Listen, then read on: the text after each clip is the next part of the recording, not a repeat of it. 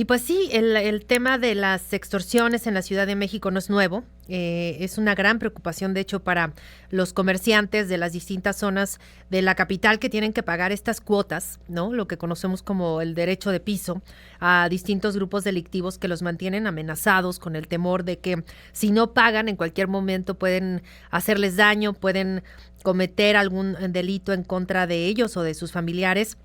Y precisamente de este tema queremos platicar esta mañana con Francisco Rivas. Él es el director de Observatorio Nacional Ciudadano. Francisco, muchas gracias por estar con nosotros esta mañana. ¿Qué tal, Sheila? Muy buenos días a ti y al auditorio.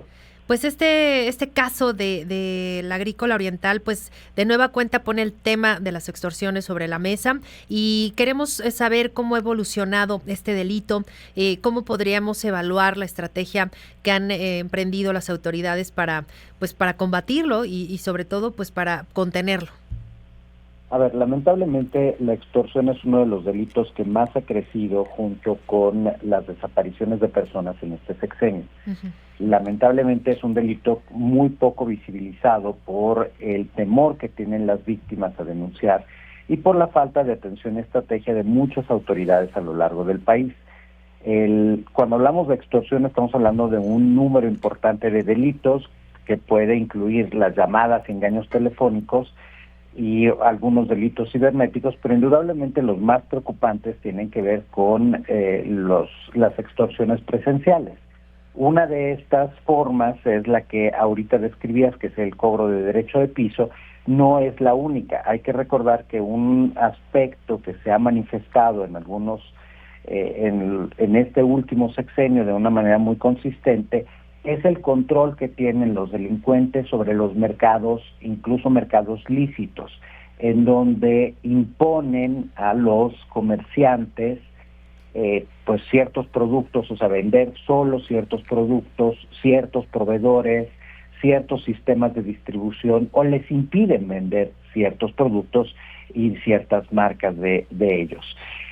Por lo tanto, pues quien está sufriendo este delito, que ve de cerca la posible repercusión y violencia que pueden recibir, pocas veces se atreve a denunciar y cuando lo hacen no vemos resultados suficientes. La ley es una ley muy caduca. Nosotros en el observatorio hemos estado impulsando con algunos legisladores y autoridades una transformación normativa. Hay que pensar que a nivel federal la ley que prevé el delito de extorsión es de 1984. En el país tenemos algunas entidades que no reconocen el delito, como es el caso de Nayarit, y pues una diversidad importante en cómo se clasifica y qué se prevé para combatirlo, porque a partir de esta ausencia de una regulación importante, pues también tenemos una serie de fallas en temas de política pública que, insisto, pues a quien dejan una situación más endeble pues es a los ciudadanos. Totalmente, y además, pues este delito que crece, yo digo de manera silenciosa, porque como bien comentas, pues no hay muchas denuncias, obviamente por razones de temor, ¿no? De la ciudadanía de sufrir algún tipo de represalia, pero deja muy vulnerables a las personas porque pues en cualquier momento, si no acceden a pagar estas cuotas de extorsión, pues pueden ser víctimas pues de un montón de delitos más.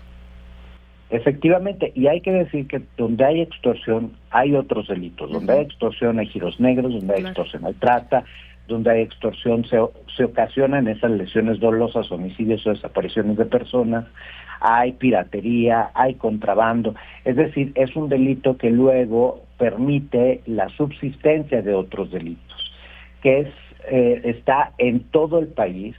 Lo ejecuta la delincuencia organizada, como las pequeñas bandas, como individuos. Hay que decir que también muchos de los casos de extorsión hay gente que se suplanta como grupos delictivos importantes precisamente para generar miedo.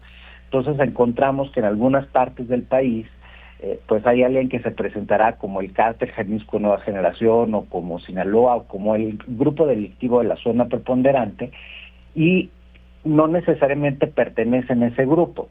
Lo que falla es que no tenemos a una Fiscalía General de la República que esté colaborando con las fiscalías estatales, porque este es un delito que se tiene que atender desde lo federal y desde lo local. Dejarlo solo a lo local no funciona.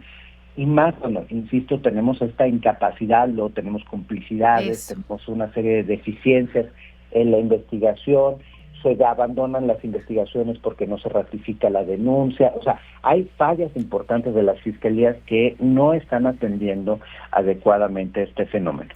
Así es, y justo esto que comentas y que ahora quisiera llevar para allá la plática, Francisco Rivas, director de Observatorio Nacional Ciudadano, es el tema de la colusión de autoridades. Ayer, hace ratito nos platicaba nuestro compañero reportero Manuel Hernández, pues lo que se dio a conocer de manera pública, que al menos en el caso de la balacera en Agrícola Oriental, pues 2 elementos, uno de la Fiscalía General de Justicia local y otro de la Secretaría de Seguridad Ciudadana, pues están involucrados. Es decir, que pues uno lamentablemente perdió la vida, el otro detenido, pero pues aquí vemos una práctica que ha sido recurrente y que es pues la complicidad, ¿no? La colusión de las autoridades con grupos delictivos.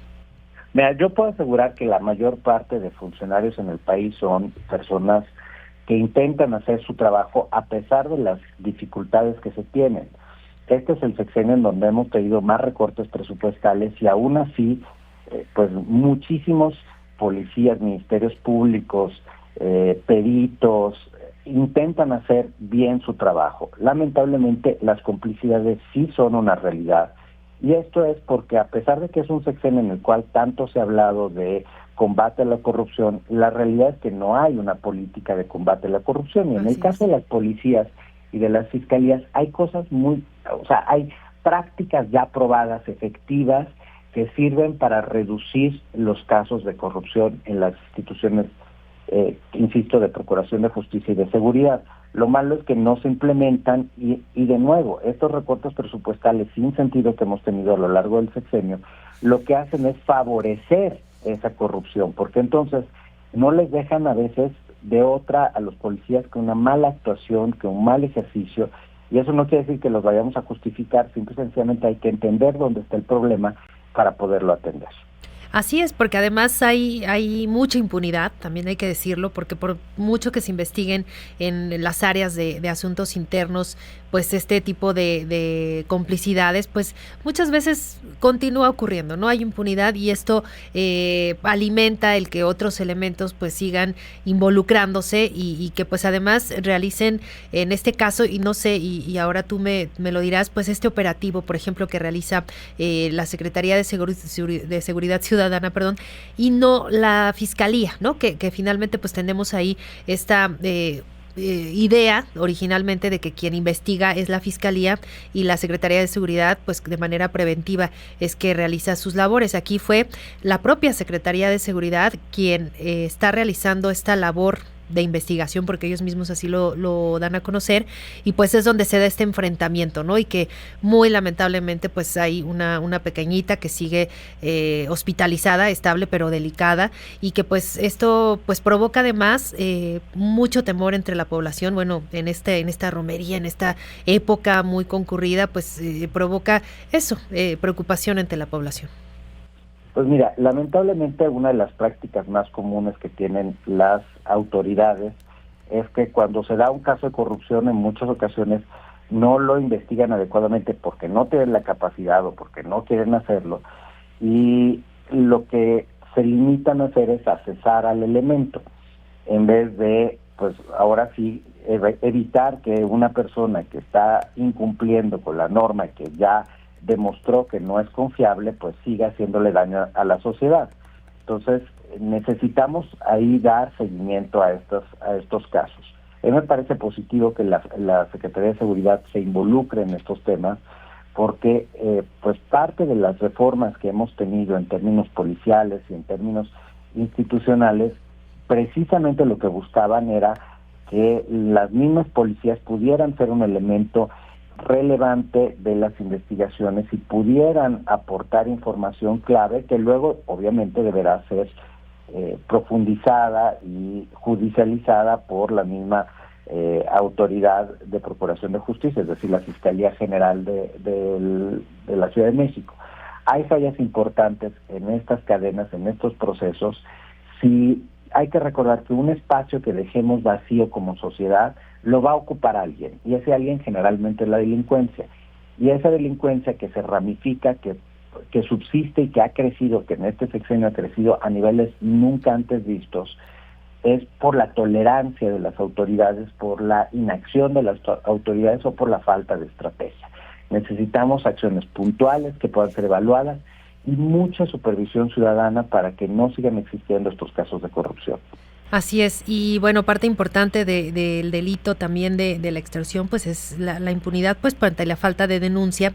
Y en este caso, ¿qué recomendación le podríamos hacer a la ciudadanía que se ve lamentablemente pues involucrada en esto, que reciben una llamada, que un comerciante recibe una amenaza en su negocio? ¿De qué manera pueden pues protegerse? ¿De qué manera pueden ellos solicitar algún tipo de apoyo, de ayuda por parte de la autoridad sin verse necesariamente pues perjudicados, ¿no? Mira, aquí siempre es un tema delicado porque pues lamentablemente en un contexto como el que acaba de suceder, en donde hay evidencia que pues estaban autoridades involucradas en temas de corrupción, Exacto. Decirle a los ciudadanos ve y denuncia pues resulta difícil porque no sabemos si a quien le estamos denunciando está de nuestro lado o al contrario. Exacto. Apenas salgamos va a dar la información a los grupos delictivos y entonces ahí sí vamos a sufrir en carne propia la violencia que pues es tan común en nuestro país. Hay sistemas para hacerlo, hay sistemas de denuncia ciudadana, tanto a nivel local como a nivel federal. Debemos usarlas, es importante denunciar. Hay que recordar que la cifra negra de extorsión ronda aproximadamente el 99%, es decir, por cada 100 casos que ocurren en nuestro país, por cada 100 extorsiones que se consuman, menos de una es la que se denuncia, y eso es gravísimo porque entonces permite que siga prosperando el delito y la autoridad pues se justifica diciendo pues si yo no tengo denuncias entonces quiere decir que no tengo que actuar. Y aquí debemos pues ser mucho más serios en ese sentido. Nosotros en el área de atención a víctimas del Observatorio Nacional Ciudadano acompañamos a las víctimas gratuitamente para que precisamente no tengan este tipo de situaciones y de riesgos.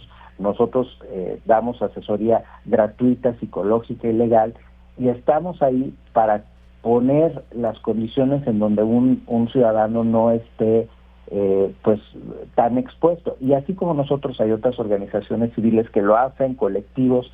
Entonces hay que buscar la manera a través de las cámaras, a través de las asociaciones, para darle la vuelta y entonces que no sea el individuo el que se expone, sino que sea un grupo empresarial, que sea una cámara la que está poniendo sobre la mesa un tema que afecta tantísimo en este país, que ha encarecido los precios de los productos, que ha facilitado el hecho que tengamos desabasto de productos en el país.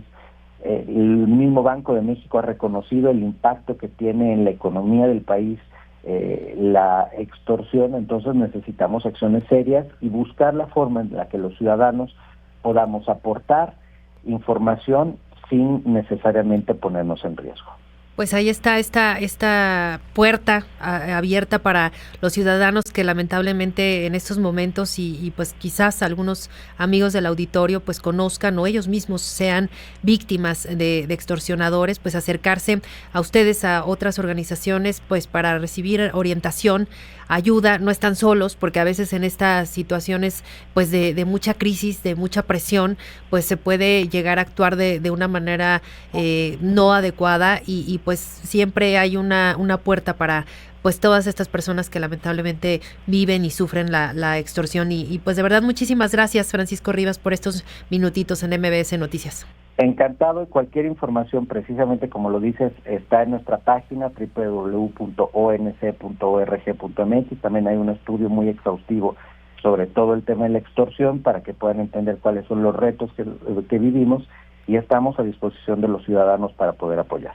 Muchísimas gracias, ahí está. Y también en sus redes sociales nos las puedes recordar para que los puedan ubicar nuestros amigos. Con mucho gusto. Opsnal Ciudadano es el Twitter del observatorio, igual nos encuentran en Facebook y en Instagram, y el mío personal es Arribas @COL.